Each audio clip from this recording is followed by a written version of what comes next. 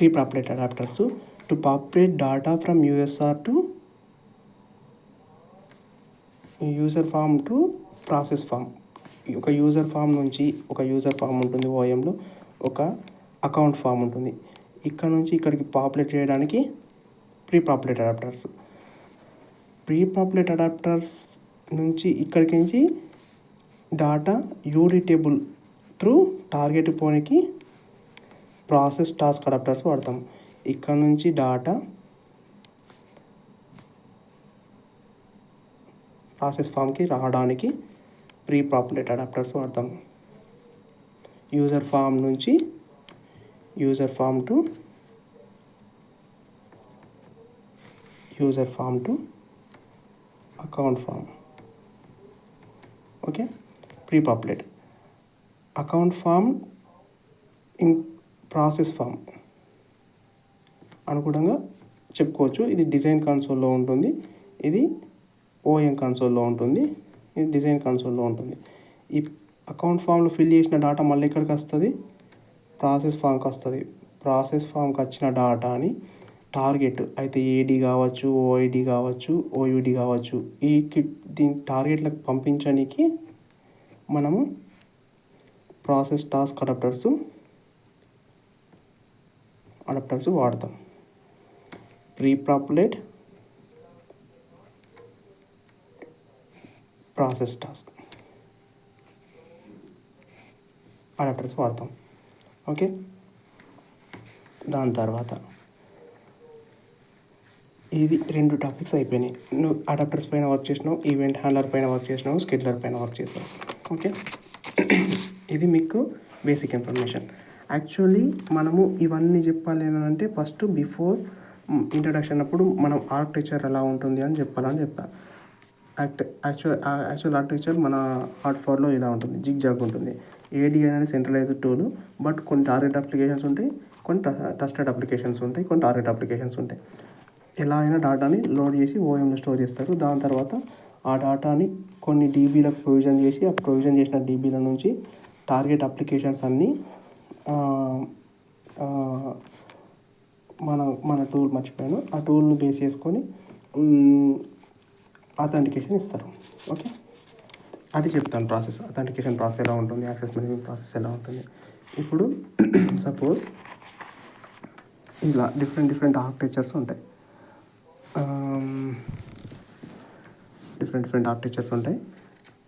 Suppose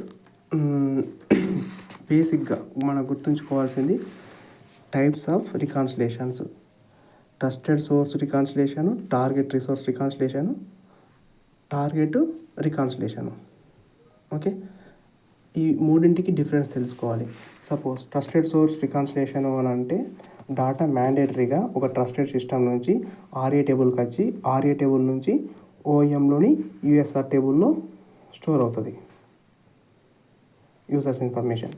okay, target system అని అంటే target recon అని అంటే టార్గెట్ నుంచి ఒక ఏడి అనే టార్గెట్ నుంచి డాటా స్కెడ్యూలర్ ద్వారా, లేకుంటే సపోజ్ ఏడి అయినా ఉండొచ్చు, ఏదైనా కస్టమర్ స్కెడ్యూలర్స్ ద్వారా మళ్ళీ డాటా లోడ్ అయిపోతుంది. నేను ఇక్కడ ఏడి మెన్షన్ చేసిన, ఓఐడి కావచ్చు, ఓయూడి కావచ్చు, ఎనీ కనెక్టర్. అక్కడికి నుంచి data UD table to basic flow అయితే ఇదే యూడి టేబుల్ యాక్చువల్లీ. ఓకే, కానీ ఇప్పుడు మ్యాండేటరీగా మళ్ళీ ఇంటర్నల్గా ఇక్కడ ఆర్ఏ టేబుల్లో ఆటోమేటిక్గా at the same time RA టేబుల్లో ఇక్కడ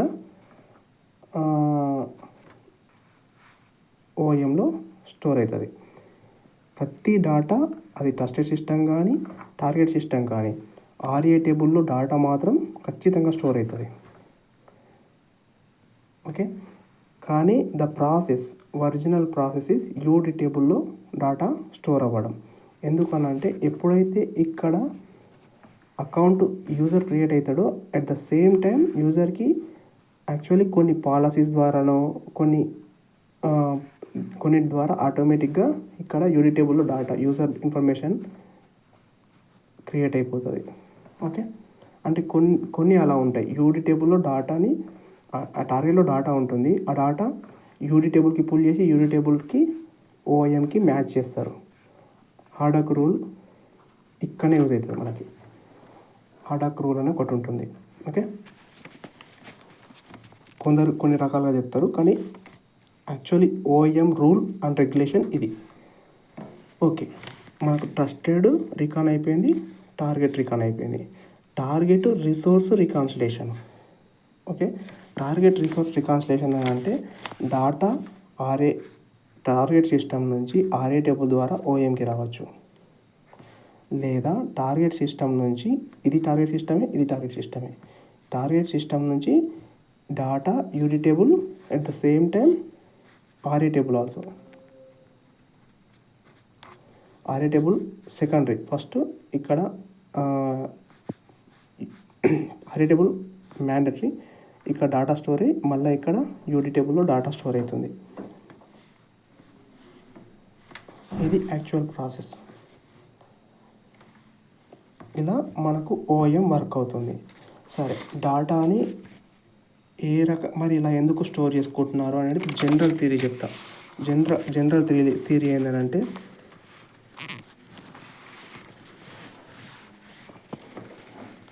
ఇప్పుడు యూజర్ ఉంటాడు.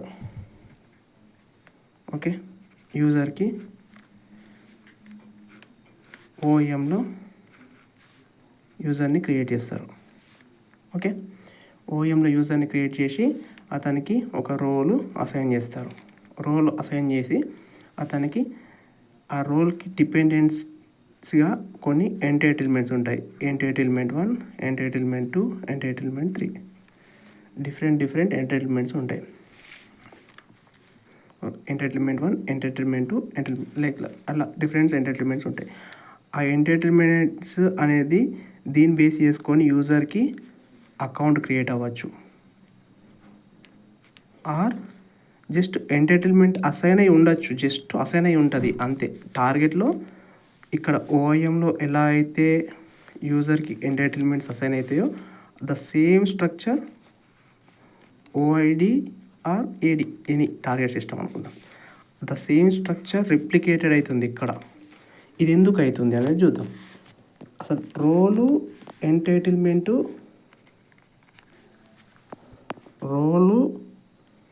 అండ్ ఎంటైటిల్మెంట్ ఎందుకు యూజ్ అవుతాయి? వై? రోల్ అండ్ ఎంటైటిల్మెంట్ ఎందుకు చెప్తాను. ఇప్పుడు రోల్ ఒక అప్లికేషన్ ఉంది, వెబ్ అప్లికేషన్. ఓకే, వెబ్ అప్లికేషన్లో ఇది స్కూల్కి సంబంధించింది అనుకుందాం. ఓకే, స్కూల్కి సంబంధించిన దాంట్లో సపోజ్ ఇక్కడ స్టూడెంట్స్ సంబంధించిన ఇన్ఫర్మేషన్ ఉంది అనుకుందాం. ఈ పేజీ క్లిక్ చేయగానే స్టూడెంట్స్ సంబంధించిన ఇన్ఫర్మేషన్ వస్తుంది. ఈ పేజీకి క్లిక్ చేయగానే టీచర్ సంబంధించిన ఇన్ఫర్మేషన్ వస్తుంది. ఓకే, ఇంకో పేజీ ఉంటుంది, ఆ పేజీ క్లిక్ చేయగానే హెడ్ మాస్టర్ అనే ఇన్ఫర్మేషన్ వస్తుంది. స్టూడెంట్కి పేజీ క్లిక్ చేయగానే స్టూడెంట్ సంబంధించిన page, student related page open కావాలి. సపోజ్ మనం ఇన్స్టాగ్రామ్లో యూజర్ ప్రొఫైల్ క్లిక్ చేయగానే మనకు సంబంధించిన యూజర్ ప్రొఫైల్ యాజ్ ఇట్ ఈస్గా వస్తుంది. ఏ యూజర్కైనా కానీ, నీకైనా ఇంకెవరికైనా ఒకే ఫార్మాట్లో వస్తుంది. లైక్ ద సేమ్ వే ఇన్స్టాగ్రామ్కి అడ్మిన్స్ ఉంటారు. ఆ అడ్మిన్స్ కొన్ని రైట్స్ ఉంటాయి, వాళ్ళకు డిఫరెన్స్ వస్తాయి. సపోజ్ ఫేస్బుక్కే కావచ్చు, ఏదైనా కావచ్చు.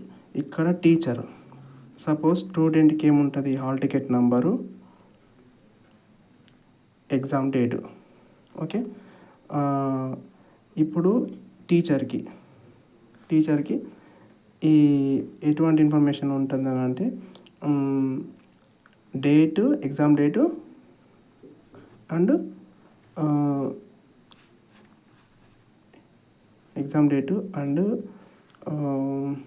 ఇంకోటి ఏం పెడదామనంటే రూమ్, ఏ రూమ్కి వెళ్ళాలి టీచర్, ఏ రూమ్లో అతనికి గైడ్గా ఇచ్చారో అది ఆ రూమ్. ఓకే, ఇక్కడ హెడ్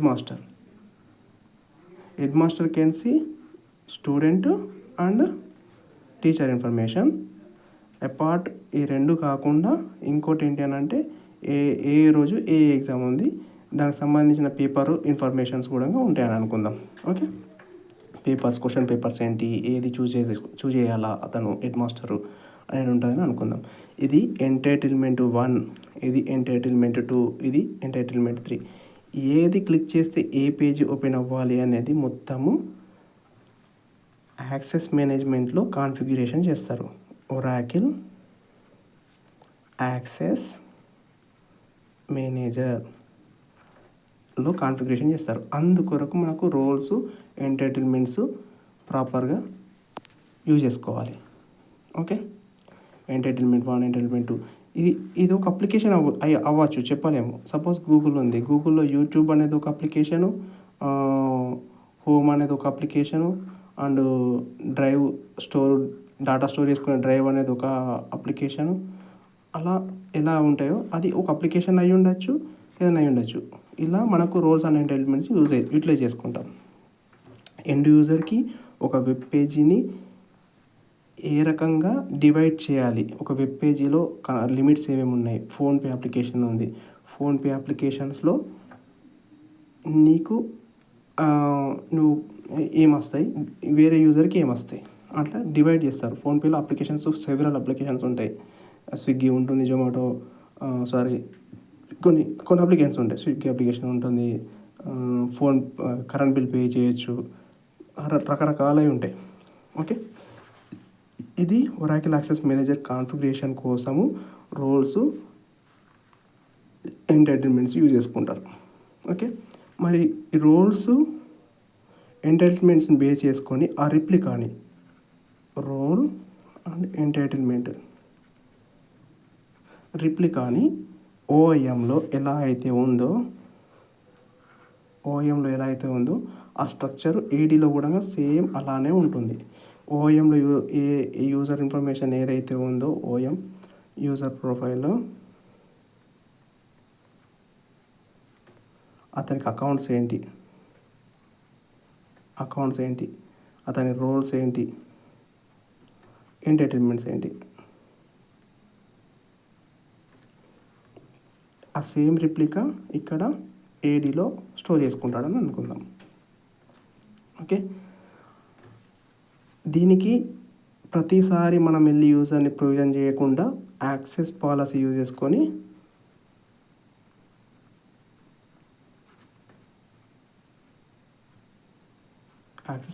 చేసుకొని ఆ రిప్లికాని మనం ఇక్కడ సేమ్ రిప్లికాని మెయింటైన్ చేస్తాం.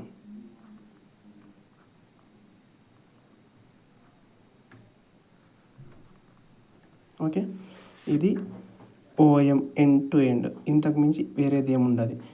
దీనికి అడ్వాన్స్డ్ లెవెల్ ఏంటి అని అంటే సగ్రిగేషన్ ఆఫ్ డ్యూటీస్. అంటే ఇదే వస్తుంది మళ్ళీ, roles access policy based sale పాయింట్లో ఇంతే వస్తుంది. సర్టిఫికేషన్స్ అని అంటే ఒక యూజరు ఒక అప్లికేషన్కి యాక్సెసబులా కాదా అనేది ఒక మధ్యలో ప్రొవిజన్ అయితే అప్రూవల్ కోసము ఒక మేనేజర్కి, అతని యూజర్ మేనేజర్కి పోతుంది. మేనేజర్ అప్రూవ్ చేస్తేనే ఆ యూజరు అప్లికేషన్ని యాక్సెస్ చేసుకోగలుగుతాడు, లేదంటే యాక్సెస్ చేసుకోలేడు. ఈ process segregation of duties, certifications ఇది ప్రాసెస్. ఓకే, దెన్ ఆఫ్టర్ ఇది అయిపోయింది.